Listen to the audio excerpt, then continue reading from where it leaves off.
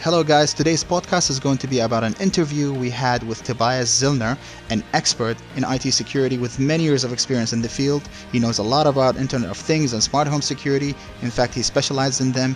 He is also the founder of Zillner IT Security, a Vienna, Austria-based company that offers professional services in the area of IT and information security. So he basically shared with us a lot of great information about those fields, especially smart homes and smart home security.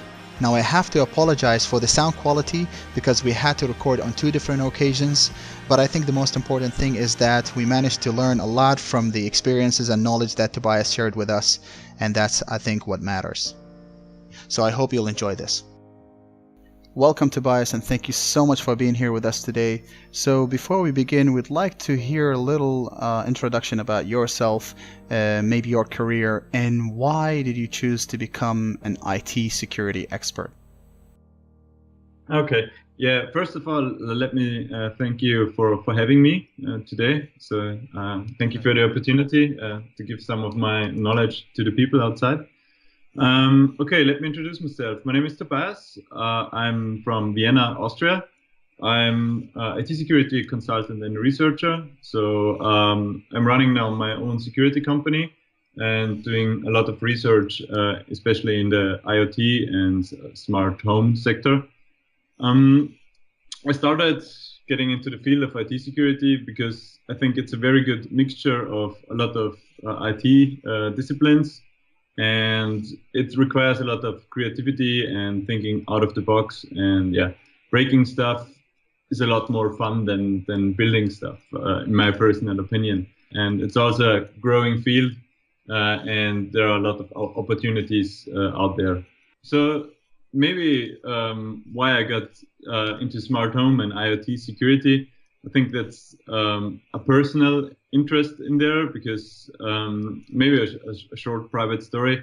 So while my parents, they have a restaurant and we always wanted to monitor temperatures of our walk-in fridge at home. And in the past, it wasn't possible or would be a very expensive solution. But with nowadays technology, this was easily achievable and also to a very affordable price. And during the initial setup, it was very easy. So we used a very common popular solution from Samsung, and it also used Zigbee for wireless communication, and it was really easy to set up. And then I started thinking, okay, it is really easy and it's connected like immediately without any button to press and any initial setup. So maybe this is very interesting from a security point of view because maybe I can do some kind of attacks on there. And so this, my private use case took me to a closer look into the IT security or the security of smart homes and related products. Wonderful. So it started from a true need that you had within your own home. You spoke about smart homes and the Internet of Things and how much you are involved in them.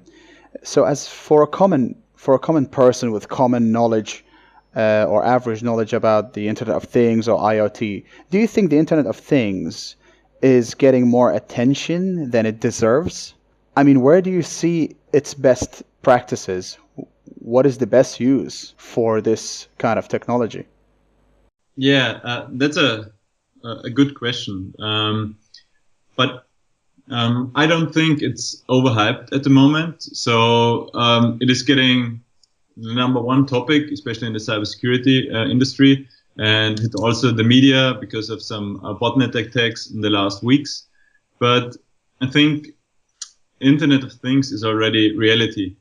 Nowadays, nearly every thing you buy at electronic machine or whatever is basically a computer or has a built-in computer. So even if you buy a fridge, a washer or whatever device, it will have some kind of smart capabilities. And nowadays we see this stuff getting connected and using gateways or even directly to the internet. And there are some problems within. So I can see history repeating itself. So traditional manufacturers of washers are now trying to build computers and applications. And yeah, they don't have the knowledge from IT companies they made in the past. So traditional IT companies, they are very aware of security as an important part of quality. But yeah, traditional manufacturers, they know how to build physical stuff, like a lot of, especially in smart homes, there are a lot of door locks at the moment that are getting connected using Bluetooth or whatever technology. The manufacturers, they know how to make physically secure stuff, but they don't know how to do the cybersecurity part of the applications. And I have the feeling that they don't appreciate or they don't see the need for this kind of security that much, because they are thinking about their product as a closed system. So they build their product and it's okay, but everything is now getting connected and routed directly through the internet. You just have to look to get a look at Showdown and search for this kind of stuff. And there is I think, a conflict of interests between usability of end users and security, because due to the fact that the amount of devices will be much more than it is nowadays. I think now it's a lot, but maybe think about in 5 years, then you have maybe 20 devices at home that are connected somehow. And you have to think it's a computer, you have an operating system on it, you have services running, you have accounts in it, but who is managing this kind of stuff? So when I get to the end user point and I would think my parents' restaurant, it's my proof of concept scenario. So they don't know how to manage operating system updates for the smart devices and this kind of stuff. And I just don't see the solution at the moment there. And yeah, they just don't know what to do and how to handle it. And it will be getting harder and harder to do it because just of the amount of devices. So we should maybe take a step back and think about, okay, how to build security in, because from the beginning, because now we are already suffering from mistakes that have been made, like hard-coded secrets and IP cameras. You see the botnets out there attacking users. Well, that is a very important point because a lot of people are not aware of these issues, security issues. They do not look at them when they go and think of purchasing a smart home system. And as we understand, the smart home industry is a sub-industry of the Internet of Things. So you're saying that the smart home industry is facing the same or similar issues there? Definitely. Okay, so we understand that there are a lot of benefits from smart homes, as you mentioned, for different purposes and different uses. But then, is there a balance there between the benefits and the security issues that you were talking about? Or do the benefits overcome the issues? It depends. So I think everyone has individual needs, and so maybe it is more important for them to have their home managed from outside and remotely control everything, and maybe they have a security risk inside, but it's not that crucial. But maybe you take kind of the same technology and do home security systems, and then you will maybe have a problem. But it is very individual from the risk. It depends on the use case. So I can do monitoring of my temperature in my home. Maybe that's not that crucial if it varies by a kind of 5 to 10 degrees. But for example, if you are a flower reseller and it's Valentine's Day, and your competitor manages to muck up your temperature sensoring, and all your flowers get destroyed 2 days before. So you lose a lot of business maybe because of this. So it always depends on the application you use your sensors and smart things. So at this point, unfortunately, we lost the call with Tobias, and the footage for that was basically lost. So we had to reschedule for another call for the next day, and Tobias was generous enough to accept and come back to answer all the questions that are remaining. And the question was about his experiment with Smartthings Hub and how he managed to hack it by finding vulnerabilities with the system. And even Forbes wrote an article about it in February this year, so it was very, very interesting stuff. So here's what he said about it. Well, welcome back, Tobias. Thanks again for coming over and being so generous with us. And after the sort of the little disaster we had yesterday, and the thing is, we were talking about very interesting stuff. You told me we went well off our time because the conversation was extremely exciting. You were talking about the IoT companies, especially smart home companies, trying to avoid their security vulnerabilities, especially talking about them in public, and how you were able to catch them. A story was created about it on Forbes and all this exciting stuff. So we need to, we probably can carry on and continue our conversation from there because the file was damaged.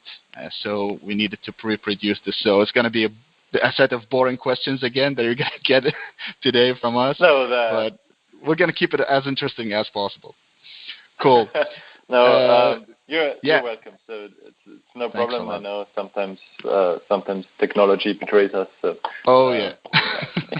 you're not the only one. What I wanted to point out yesterday, and I love to repeat it, is so a typical smart home is like connected in a hybrid way. This means usually you have a gateway which is connected using traditional IP to the internet. And then you have kind of the sensors and actors. They're very often controlled using a wireless channel. Wireless that is non-Wi-Fi, so usually they have standards like Zigbee and Z-Wave. Mm-hmm. They are designed for energy saving, so that you have battery-powered devices in the field and you don't have to change the battery every week. So they will last for a year or two or even longer. And in my research, I focused on the wireless channel of the smart home system, so not on the IP side. So I wanted to check, how are they communicating and what are they doing? And I found some really interesting vulnerabilities in there. So at the first side, you have a look at the wireless communication, and you will see that they apply some kind of security mechanisms. So it's encrypted. So at the easiest way, just sniffing the traffic doesn't work.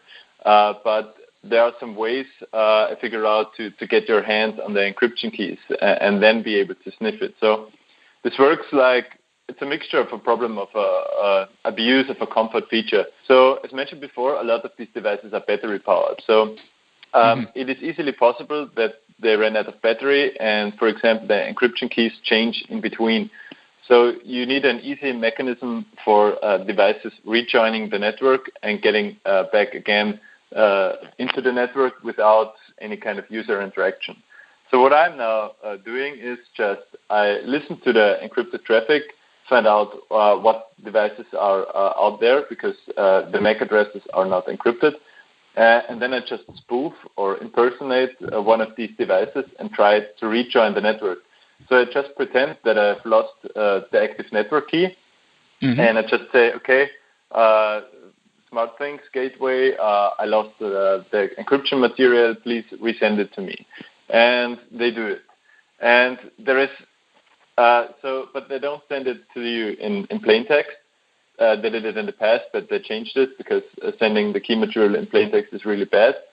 But they didn't fix it 100% because what they did is they encrypted with a so-called default key.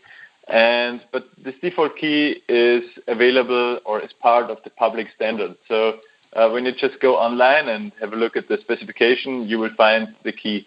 So, then you get back to plain text security because everybody is able to decrypt it and get your hands on the key material. And with this key material, then you're able to decrypt all the communication, inject your own messages, and basically take over control over over all the devices connected in the Zigbee network. Okay, so, very interesting. So were they sort of lazy and not really spend or invest in encrypting it better, especially this default key you are referring to? So you kind of need. So the problem is it's written in the standard, and you need to kind of support these keys because maybe you think of the scenario that you have devices from different manufacturers and vendors. So you want to be able to join them also to your network. So you need kind of a common fallback key. But gotcha. So this is the use case for this key in the standard. But what they did is they just support this one. So they don't do any kind of enhanced security. And that's really bad because they have the opportunity to do it, and they just don't care. They want an easy system so that every user is able to set it up without any kind of hassle. So that's the downside of easy usability. Is a downside is usually security is not that high. And that's a problem. And the kind of feature I was talking about, this kind of called insecure rejoin, pretending that I've lost the key, you could also deactivate this feature. So this is not necessary. And because they also don't change the network key they don't have any kind of key rotation. So the network key will always stay the same. So there is no real scenario how the device loses the key. So I don't know if it's lazy. I think it was just not on their radar. So they didn't care because the system functionally works. But when you do like kind of security testing, you don't think in the box. You usually try to think out of the box and find new ways how to abuse functions. And they didn't think of this way how to abuse it, I think. This is scary a little bit, and especially when we're talking about Smartthings, which is the platform that you have experimented on, and you've successfully managed to break through. You've digitally destroyed whatever Smartthings claim to be safe and secure.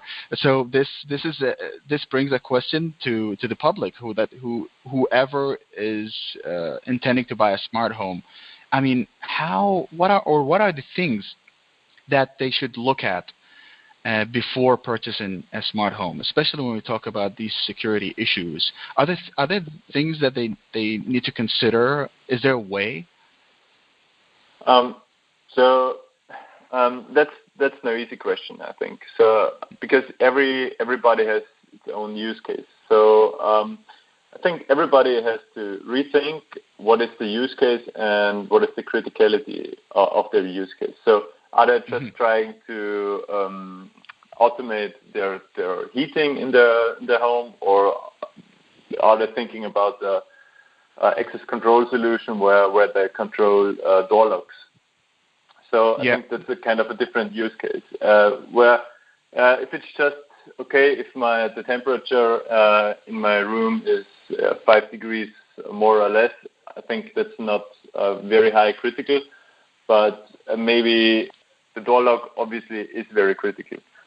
So you have to think about the use case before and then choose what technology you use. Wireless is always very dangerous because there is no physical access restrictions and only the transmission power and the antenna gain keeps you away from interfering with the signals. So maybe for critical applications, stay with traditional wired solutions, wired bus systems, and just for the non-critical part, think about using the comfort features of RF communication. So maybe a mixture depending on the criticality. That makes sense because wired technologies or a wired system is you literally need to be physically there and you need to have physical access to the network. Then and only will you be able to deploy. Yeah. Yeah, they also have security vulnerabilities in there. So every system has security vulnerabilities. But the physical access is a very big point. So at first, try to think about if it's connected to the internet or not, or if it needs to be connected to the internet or not. Is it really that valuable for you to control all your stuff remotely? Do you really need it, or is it just you do it once and then say, okay, I've tried it, I can do it, but I will never use the feature again?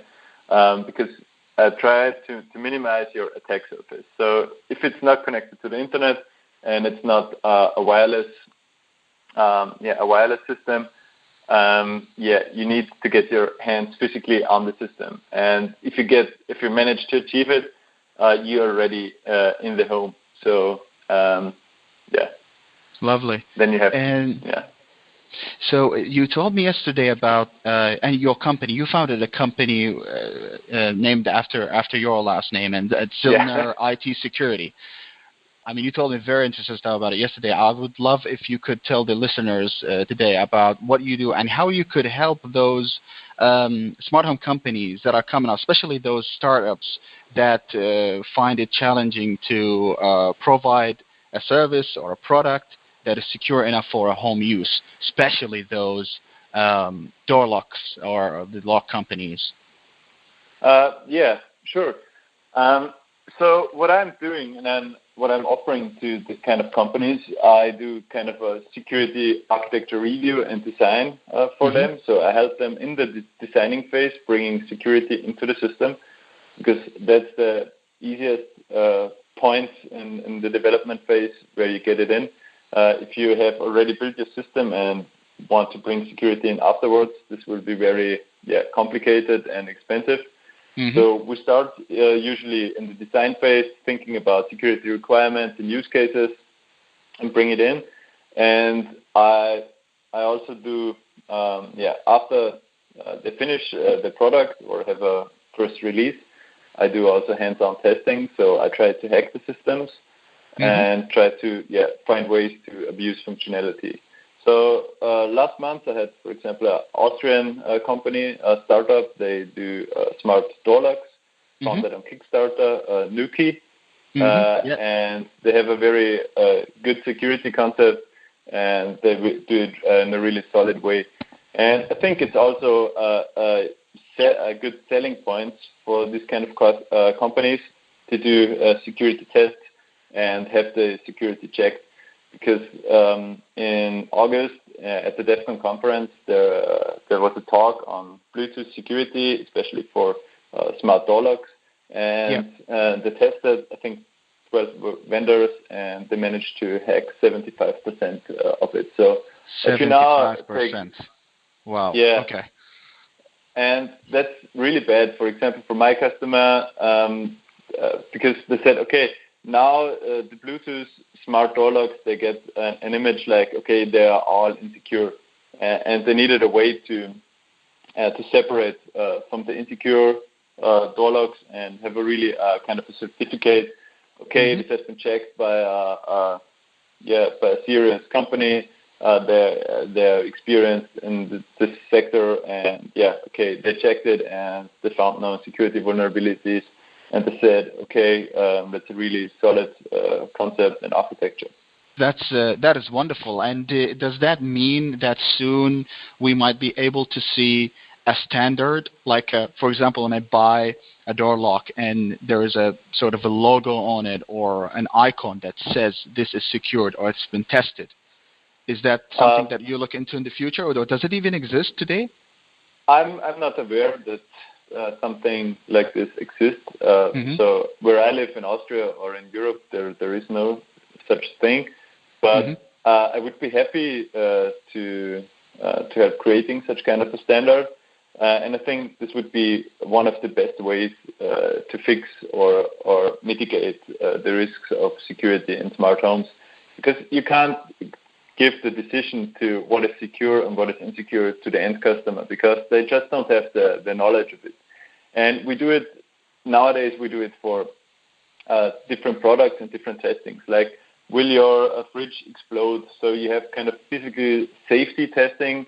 Or when you think of door locks, they all have also a physical security level. You have different security levels for your door locks. Maybe we need kind of a way to bring it also to the cyber, to the digital world, and bring kind of security checks there, so that the customer can decide, okay, my door lock has been tested, kind of the basic level, the enhanced level, also on the cybersecurity side. So I think this would be a very good way to do it. And it has been suggested for the general IoT in the past, and after stuff happened in the last weeks, like the big botnet attacks, I think there will be kind of a development in this direction, that at least the basic stuff like default credentials, backdoors, will be fixed and kind of checked also before delivery. Let's really hope so, because because we are in Malaysia, and we see, according to reports and market reports that talk about adoption rates, that is technology adoption to be specific, or consumer electronic products. China takes the lead in that, and after that, Malaysia and Indonesia take the second place. So it's spreading quite fast. So if there is improvement there, of course, it's going to complement the growth of it, and it's going to even increase the growth of it. It's going to reduce the skepticism about these technologies, especially those products that give access, door locks, and so on. Okay, so I'll move on because I'm taking so much time that I'm supposed to here. Cool. So to see from your own lens, what do you see, or what is the future of IoT? Yeah, very, very, very interesting question. So, but I think I can't answer it 100%. I can just give you my opinion in it and where I think we are going to get. So we will see a lot of automation in different industries. So now it starts like in smart automation in factories. Like when you build a car nowadays, there is a lot of automation in there. And everything nowadays is a computer. So, and it's getting connected. And we will see also different branches and industry sectors will be kind of meshed together. For example, one of the best use cases I've seen in the last days was the Amazon Go, the fully automated supermarket, where you just get into the market, grab your stuff and get out, and it will be built fully automatically to your Amazon account. Yeah, that's a very good example where we might get. Like you have a lot of benefits from it. Yeah, you don't have to wait when you exit the supermarket, but there is also a lot of risk in there. So nowadays we know a lot of companies track you online, like Amazon. They track what you're clicking, what you're looking at, and maybe they are doing it also then in the supermarket. They track you how you move into the supermarket and which products you take and give back and have a detailed look at. So there is also a risk in there, and the acceptance of users maybe is not that great. So I think we will see kind of different branches will adopt very fast. They will adopt very fast to IoT and use the benefits. But I think there will also be industries they won't adopt IoT very fast. Because there's a lot of change, or maybe also like it's environmental and country-based. Like because urban cities, I think will adopt IoT concepts much more than the countryside. Just when I think of the fully automated supermarket, I think this will be very nice to have in a city like where I live in Vienna.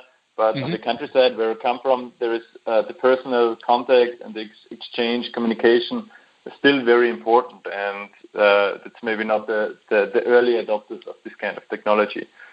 But It will be a very interesting journey, and I think nobody knows where it will take us. That's a good answer. Nobody knows where it will take us, and I like how you, even yesterday when you said that to me, I liked how you have separated how urban cities are going to accept IoT and how you'd see the countryside, they might appreciate the human touch more, and it might take them longer, maybe never. Yeah. Yeah, we have partially smart cities at the moment. So when you talk to energy providers, infrastructure providers, they have highly automated systems in the background in 2016, and they are trying to get more and more in this direction. When you think about smart metering, all this kind of stuff, but this is no topic when it gets to the countryside. There is no smart metering, or the infrastructure is not that highly automated and sophisticated like it is in a city. Interesting. I've taken so much time from you today and yesterday and today, and this will be my last question, and I hope the recording will survive this time. To close with, Tobias, and you've been extremely generous with us. We'd like to have a quote, a favorite quote, if you don't mind. Yeah. So I came up with a quote from Albert Einstein. Like, he defined insanity like doing the same things over and over again and expecting different results. I chose this quote because we are doing now the same stuff over and over again. Like, we make the same mistakes that we made in the past with the traditional IT infrastructure. We are now making the same mistakes again and again, but we are still surprised that we have security vulnerabilities in there. And we just do what he said. We are doing the same stuff again and expecting different results. But yeah, I don't know if humanity is insane in this way, but we forgot really fast what it took us to make better products and achieve a higher quality level. Absolutely. Love this. Thank you so much, Tobias. With us was Tobias Zillner. Am I pronouncing it right? Zillner. I'm trying my best here. So Tobias Zillner. That's perfect, yeah. Very good, thanks. And he is the founder of Zillner IT Security. He's a security or an IT security expert specialized in IoT and smart home security. And you may reach him at his website. You can check out his website, www.zillner.tech. That would be spelled ZILLNER.tech. Or you could just email him, and his email is there, is office@zillner.tech for professional service in these areas. Very knowledgeable, very experienced. Cool. Thanks a lot.